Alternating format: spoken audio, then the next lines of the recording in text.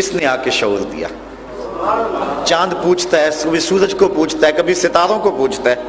آپ نے علماء سے سنا، حضرت حلیمہ سعدیہ سلام اللہ علیہا فرماتی کہ میں نے حضور کے ہاتھ پہ ایک دھاگا باندھا اور وہ دھاگا تھوڑا سا سختی سے بندھ گیا، اور میں نے کیا دیکھا کہ حضور کی انگلی جنبش کر رہی ہے، اور جدھر انگلی جاتی ہے چاند ادھر ہی جا رہا ہے۔ یہ جو چاند پہلے دن حضور علیہ السلام کی انگلی پہ رقص کر رہا ہے، اور حضرت آمنہ فرماتی ہیں کہ ستارے اتنے قریب آ گئے کہ مجھے یہ لگا کہ میرے ویڑے میں گر نہ پڑے۔ ستارے قریب آ گئے، چاند جو ہے وہ رقص کر رہے ہیں انگلی پہ، تو یہ بتلایا آتے ہی انسان کو شعور دیا، اور اس چاند کو پوچھتا ہے، اس کو معبود سمجھتا ہے، یہ دیکھ انگلی اٹھتی ہے اور رقص کر رہا ہے۔ ان ستاروں کو پوچھتا ہے، یہ تو سلامی دینے آ رہے ہیں۔ اس سورج کو پوچھتا ہے، یہ دیکھ اشارہ ہوتا ہے عصر کے وقت میں پلٹتا ہے کہ نہیں پلٹتا۔ ان درختوں کو پوچھتا ہے، چل میں نہیں کہتا تو ہی کہہ دے تجھے اللہ کے رسول بلایا۔ پھر درخت آیا کہ نہ آیا، قدموں میں سلامی دی کہ نہ دی۔ حضرت علی کی نماز عصر قضا ہوئی اور حضور گود میں، اللہ اکبر، لگتا ہے جس طرح رحل میں قرآن رکھا ہو۔ حضور کا سر ان کی گود میں ہے اور حضور سو رہے ہیں۔ حضرت علی المرتضیٰ جو ہیں ان کی نماز عصر قضا ہو رہی ہے۔ سخت پریشانی ہے کہ نماز بھی جاری ہے، لیکن ادھر یہ ہے کہ حضور کو بھی نہیں بیدار کریں گے۔ نماز عصر چھوڑوں گا، نماز عشق چھوڑوں تو کیوں چھوڑوں، نماز عصر چھوڑوں گا، نماز عشق چھوڑوں تو کیوں چھوڑوں، وفا کے سلسلے کی یہ رسم توڑوں تو کیوں توڑوں۔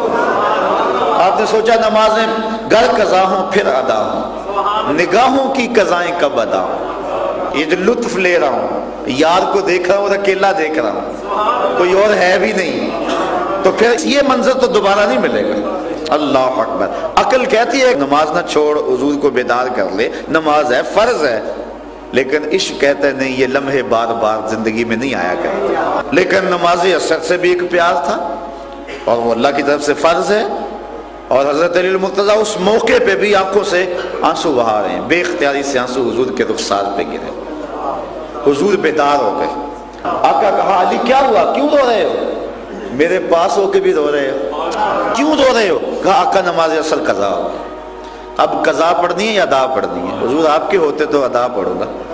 اب سنو حضور نے کیا کہا، ہاتھ اٹھے حضور کے، لفظوں پہ غور کرنا۔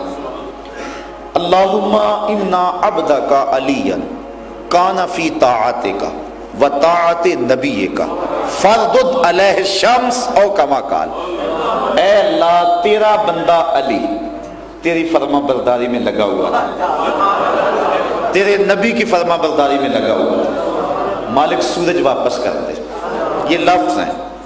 اب نماز عصر چھوڑنا فرما برداری ہے یا نافرمانی؟ نافرمانی ہے۔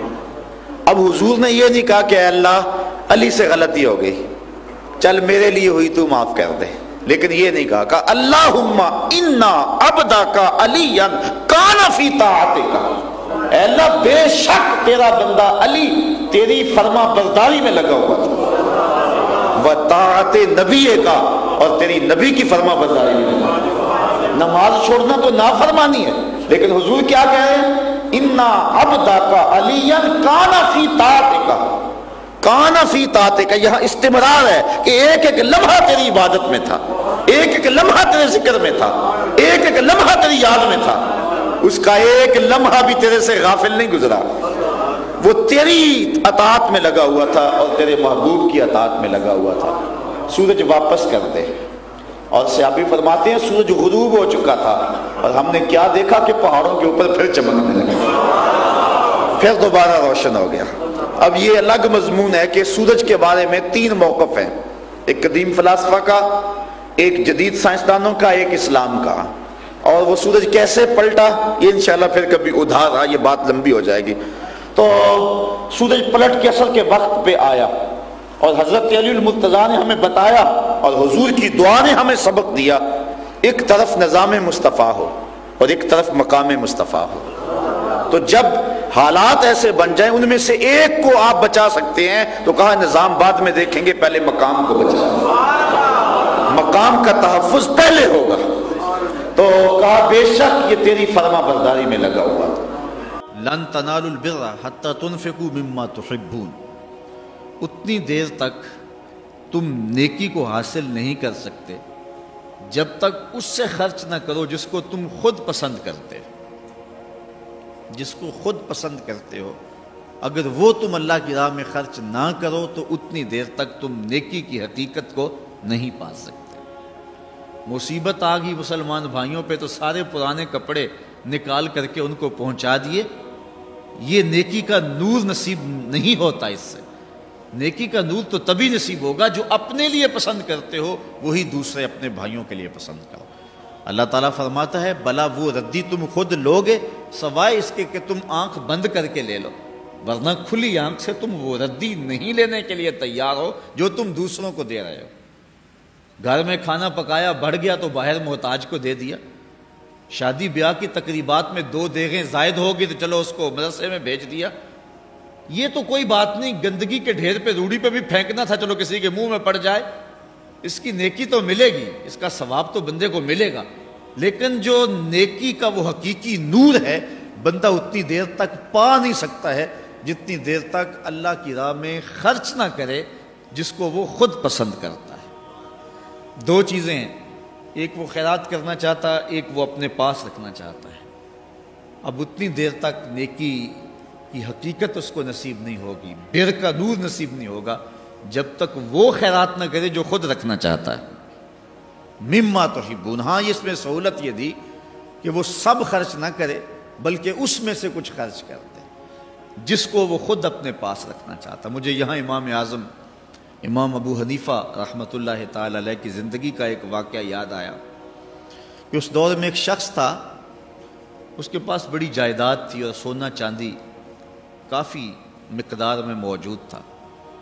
وقت آخر آ گیا، اس نے سوچا اگر میں کسی غریب کو دیا تو وہ اتنے بڑے سونے کی حفاظت نہیں کر سکتا، اور اگر میں کسی امیر کو دیا تو وہ اس کو غصب نہ کر جائے۔ خیر اس نے ایک شخص کو بلایا اور تھیلے میں ڈال کر کے وہ سونا اور وہ چاندی دیا، کہا جب میرے بچے جوان ہو جائیں تو جو تیرا جی چاہے وہ بچوں کو دے دینا۔ یہ وصیت نامہ ساتھ لکھا اور اس کے سپرد کر دیا۔ عرصہ گزرنے کے بعد جب بچے بلوغت کی دہلیز پہ قدم رکھتے ہیں تو وہ 10-20 لوگوں کو بلاتا ہے اور ان کے باپ کی وصیت پڑھ کے سناتا ہے کہ ان کے باپ نے مجھے یہ سونا اور یہ چاندی دیا تھا اس تھیلے میں ڈال کر کے، اور کہا تھا جب بچے جوان ہو جائیں تو جو تیرا جی چاہے بچوں کو دے دینا۔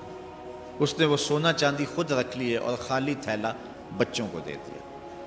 اب سارے کہتے ہیں کہ یتیموں کے ساتھ ظلم ہوا ہے، لیکن قاضی کی عدالت میں جائیں تو وہ کہتے ہیں باپ کی وصیت ہی ایسی تھی، میں کیا کر سکتا ہوں۔ علماء سے پوچھا تو کہا ہوا تو ظلم ہے بچوں کے ساتھ لیکن باپ کی وصیت ہی ایسی تھی۔ چلتے چلتے بات امام الائمہ سراج الامہ حضرت امام اعظم ابو حنیفہ تک پہنچی۔ حضرت امام اعظم ابو حنیفہ کے سامنے جب مسئلہ پیش کیا گیا فرمایا اس پر پنچایت کو دوبارہ بلا لو اور اس شخص کو بھی بلاؤ۔ بلا لیا گیا، بچوں کو بھی بلا لیا گیا، کہا ان کے باپ کی نصیحت پڑھو۔ نصیحت پڑھی اس نے کہ مرتے ہوئے ان کے باپ نے مجھے یہ تھیلے میں ڈال کر کے سونا دیا تھا اور کہا تھا کہ جب بچے جوان ہو جائیں تو جو تیرا جی چاہے وہ بچوں کو دے دینا، تو میں نے تھیلا ان کو دے دیا ہے اور سونا میں نے خود رکھ لیا ہے۔ تو حضرت امام اعظم فرمانے لگے کہ وصیت دوبارہ پڑھو نا۔ اس نے وصیت دوبارہ پڑھی تو اس نے کہا جی ان کے باپ نے مجھے کہا تھا کہ جب بچے جوان ہو جائیں تو جو تیرا جی چاہے وہ بچوں کو دے دینا۔ تو امام اعظم فرمایا کہ ان کے باپ نے کہا تھا جو تیرا جی چاہے وہ بچوں کو دے دینا، اب تو بتا تیرا جی سونے کو چاہ رہا ہے یا تھیلے کو چاہ رہا ہے؟ اس نے کہا جی میرا جی تو سونے کو چاہ رہا ہے۔ کہا وصیت یہی تھی جو تیرا جی چاہے وہ بچوں کو دے دینا، اب تو ان کو سونا دینا اور خود تھیلا رکھ۔ تو حضرت امام اعظم امام ابو حنیفہ نے اس طرح فیصلہ کر کے جو ہے وہ غریبوں کو اور یتیموں کو ان کا حق دلوا دیا۔ تو فرمایا لن تنالوا البر، تم اتنی دیر تک نیکی کو نہیں پا سکتے حتی تنفقوا مما تحبون، جب تک اس کو خرچ نہ کرو جس کو تم خود چاہتے ہو، جب تک اس سے خرچ نہ کرو جس کو تم خود چاہتے ہو۔ جو تم اپنے پاس رکھنا چاہتے ہو اس سے کچھ حصہ خرچ کرو گے تو پھر تمہیں نیکی ملے گی۔ اگر بچا کھچا اور جو قابل نہیں تمہارے استعمال کے رہا وہ اگر خرچ کر دیا تو اس سے کسی کو فائدہ ہوگا، چلو نیکی بھی تمہیں مل جائے گی، لیکن نیکی کی حقیقت اس وقت نصیب ہوگی جب تک تم اس مال سے خرچ نہیں کرو گے جس مال کو تم اپنے لیے پسند کرتے ہو۔